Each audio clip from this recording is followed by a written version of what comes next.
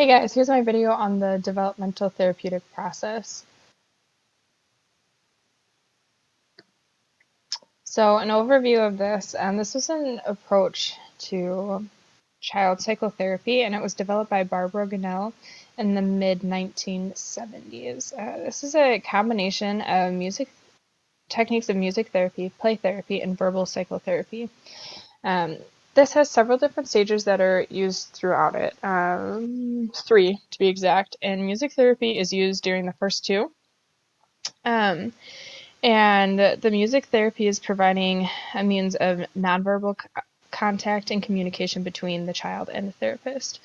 Later on, the music therapy helps support the nonverbal and verbal expression of the conflicting feelings of the child. Most often, the music therapist is improving on piano with all of the interventions. It depends on if they're doing a song that is already known or if they're just improvising on the piano. While the music therapist is improvising on piano, the child will either listen, uh, they will play drums, a cymbal, or some small percussion instrument. The important thing with this is that, at least for the first stage, it's very much nonverbal, and there is no lyrics in Hello or Goodbye Song or any of the interventions. It is clearly just between the music and the therapist and client. Um, so the process of this, so as I said, music therapy is used within the first two stages, and then after that, play therapy comes in during the second and the third stage of therapy, and then the psychotherapy is used during that last stage. So with this, music therapy, you're having the music therapist on the piano and um, client playing on some percussion instruments. With play therapy, this is when um, music is used to support in conjunction with the verbal techniques. So animal puppets pop out, dolls that represent a mother, father, and child are very common. Um, and with the psychotherapy, that in the last stage, it's at the end of the process, and it's often accompanied by the returns of verbal and um, verbal techniques and the music. So clinical uses of this, where we can see this being beneficial, is with someone who has a lack of responsiveness, mutism, rigidity, bizarre behavior, dependability, hostility, sleep and eating disorders, developmental delays, poor school adjustment, and withdrawal. This helps develop the so this process helps develop interpersonal relatedness through nonverbal and the verbal modalities.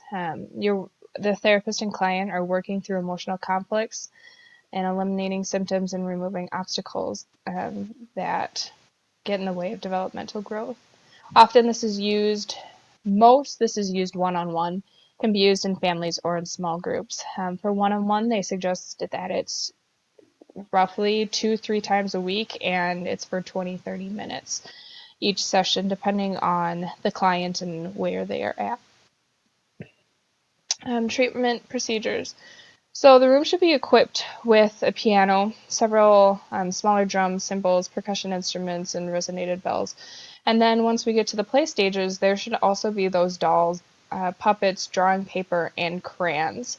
And the procedure is really like, as stated earlier, the therapist is going to be at the piano.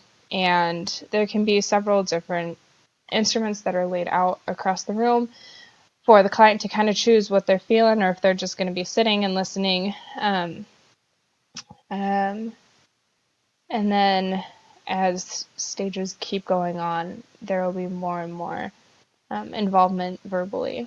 So the first stage, this is really where the therapist is trying to establish that relationship with the child through musical activities and the interventions and involving the improv. The improv is huge. Um, You're um, wanting to use these techniques to help the client kind of engage acceptance of where they're at and to just really start to trust you as a therapist. Um, the music therapist, we need to be aware of the child's willingness to participate. They may not want to um, be actively making music. They may just want to be passive and listening and engaged in that way.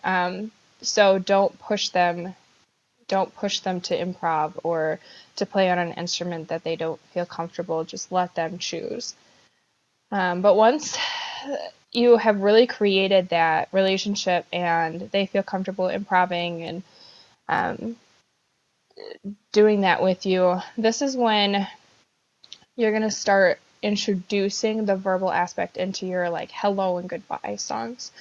Um, and that is usually like the first where you would um, see that seeing words added in. Excuse me.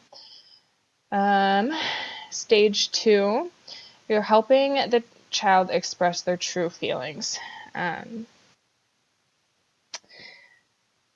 you're gaining that trust and establishing that relationship, making sure that they feel safe. That is huge throughout to make sure that they are wanting to be engaged in the music, and that we're not pushing them too fast or too much. So song improvisations is used here and to project musical stories, doll play, and puppetry. Um, so this is that play therapy really gets involved here. Often now, um, you can use a song, let's just say Fight Song by Rachel Platt. So you can play that on piano, but those like first few times you're playing it, you're just playing the piano accompaniment and maybe like the melody in your right hand, but you're not singing, you're not using the words. The melody is there, it's evident, but it is not verbalized. And otherwise, you can just have where the music therapist is just playing, improvising on the piano, and telling a story with dynamics and contrast in how you're playing on the piano. Okay. And then, alright. So you're still working on that relationship and permitting the verbal processing of the emotional conflicts as to um, why you're working with this client. Play context comes in. At this point, is the music support is rare. It's very much verbal. It's the play between the dolls and the puppets and the discussion and different personalized games that the therapist is coming up with. So this is based off of Jean Piaget's concept of equilibration. And this is music is used in a way then for the client to feel safe throughout therapy. When the client feels unsafe or frustrated, often the session will go back to improv on percussion instruments and piano. So it's always hate to say this, but like the fallback and more of like the go-to for when the client is feeling unsafe. So that is developmental process, therapeutic process by Grinnell and a little roughness. Thanks, guys. Bye.